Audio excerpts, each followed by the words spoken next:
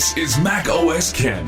Strength for iPhone last quarter, strength for the App Store last month, and an Apple Intelligence feature drops a feature. It is Friday, the 8th of November, 2024. I'm Ken Ray, and this is news from Mac OS Ken, brought to you by yours truly and sponsored by Incogni, helping you take back your personal data. Get 60% off an annual plan with code MacOSKen at incogni.com/MacOSKen. This show is also supported by people like you, patrons through Patreon.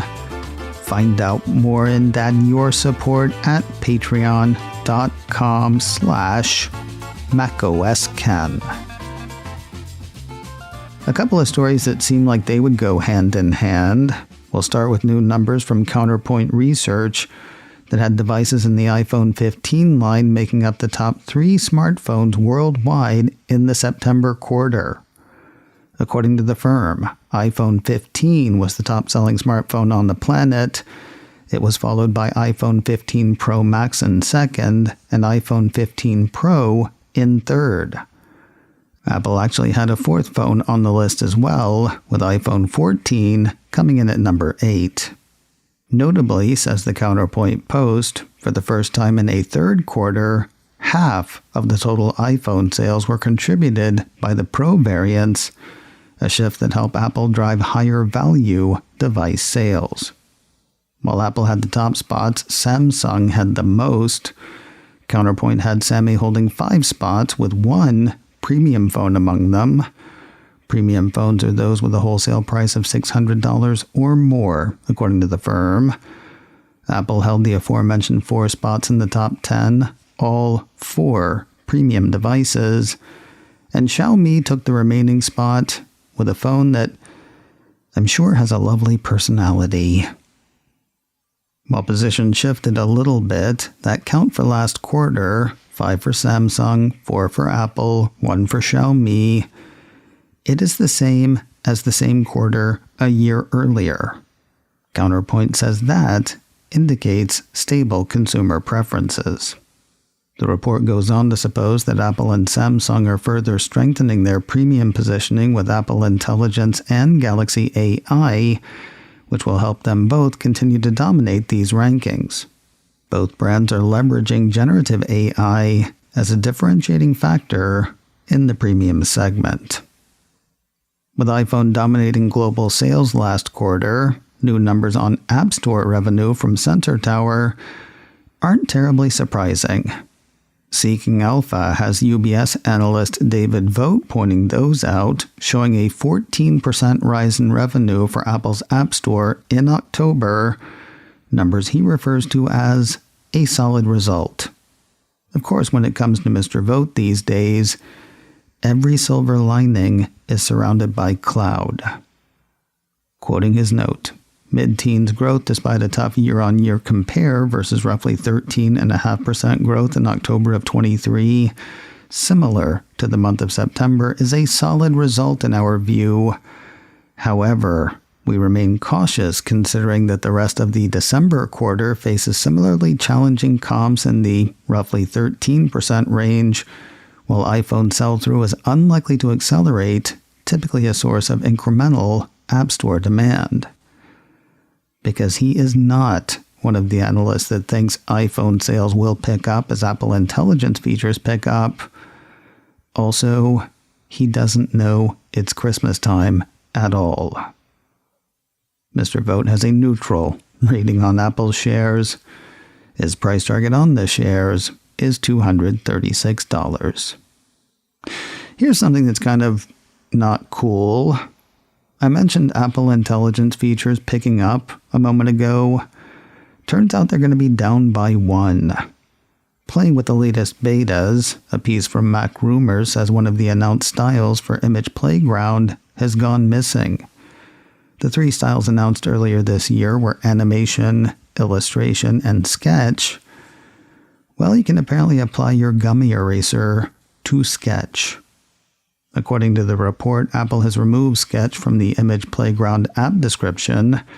Image Playground used to list 3 styles as design options, but it was updated to 2, and the line about Sketch was removed. That would be the line about the highly detailed and academic sketch style, producing gorgeous drawings on stark backgrounds. When the Mac Rumors post was posted, there were still a few mentions of either Sketch or 3 styles on Apple's site. However, the piece supposed that those were left in error, and that Apple hadn't completely scrubbed its site as of then. More news in a moment, but first a word from today's sponsor, Incogni, helping you take back your personal data. Take it back from data brokers, companies that compile info about all of us and then sell it to advertisers, insurance companies, other data brokers.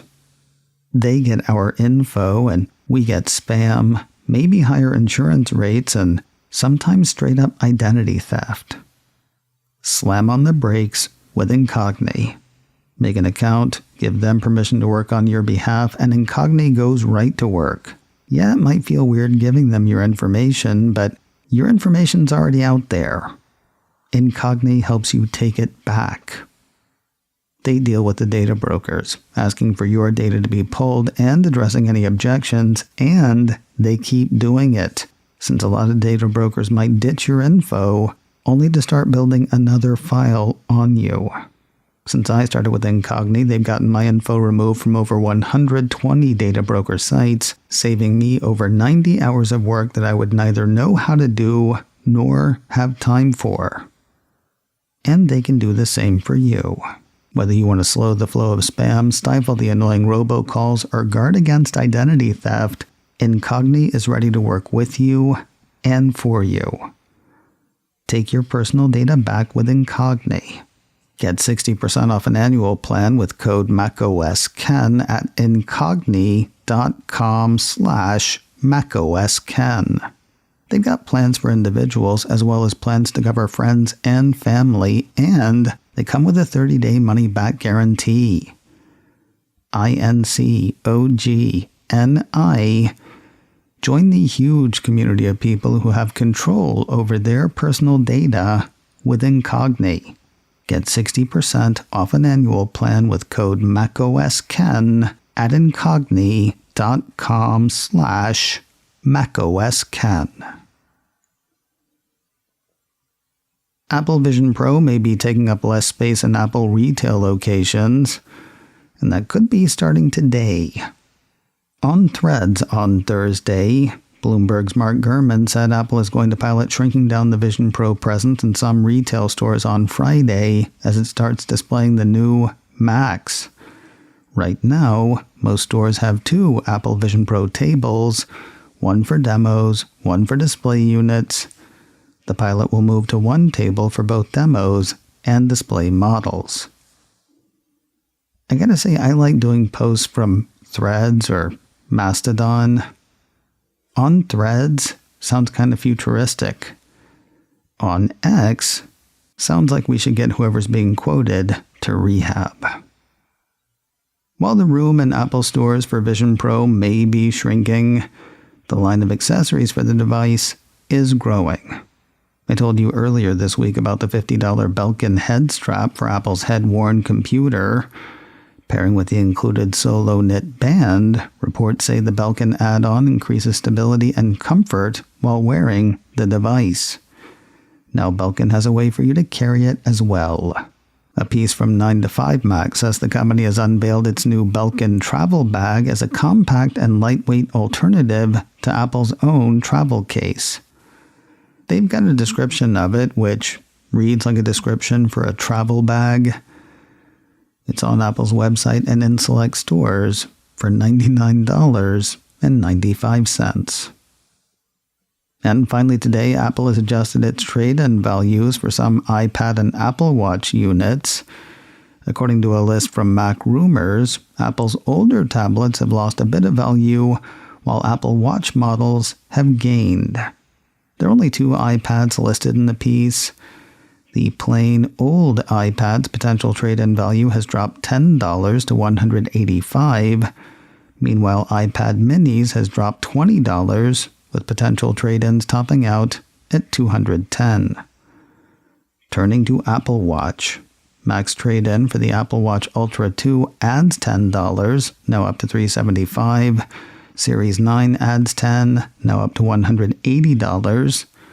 Apple Watch Ultra adds $5, now up to $295. And Apple Watch Series 8 adds $5, now up to $140. The company also adjusted down the prices of a few Android phones, but I seriously doubt you care. If you do, the full list of trade-in values is available on Apple's site. This week on the checklist, brought to you by SecureMac, NosillaCast Podcast's Allison Sheridan wrote an interesting piece on Apple's password management app, cleverly called Passwords. First she was against it, now she's kind of for it. It was a fun conversation. Please listen in. You're looking for checklist number 399, Passwords with Allison Sheridan. Find it at securemac.com/checklist or wherever you get podcasts. macOS Ken, brought to you by me and sponsored by Incogni. Get 60% off an annual plan with code macOSKen at incogni.com/macOSKen. This show is also supported by people like you, patrons through Patreon. Find out more and add your support at patreon.com/macOSKen. Advertising handled by Backbeat Media. Online at backbeatmedia.com. You can reach me a couple of ways. Info at macosken.com or call 716-780-4080. Until next time, that is news from macOS Ken. I'm Ken Ray.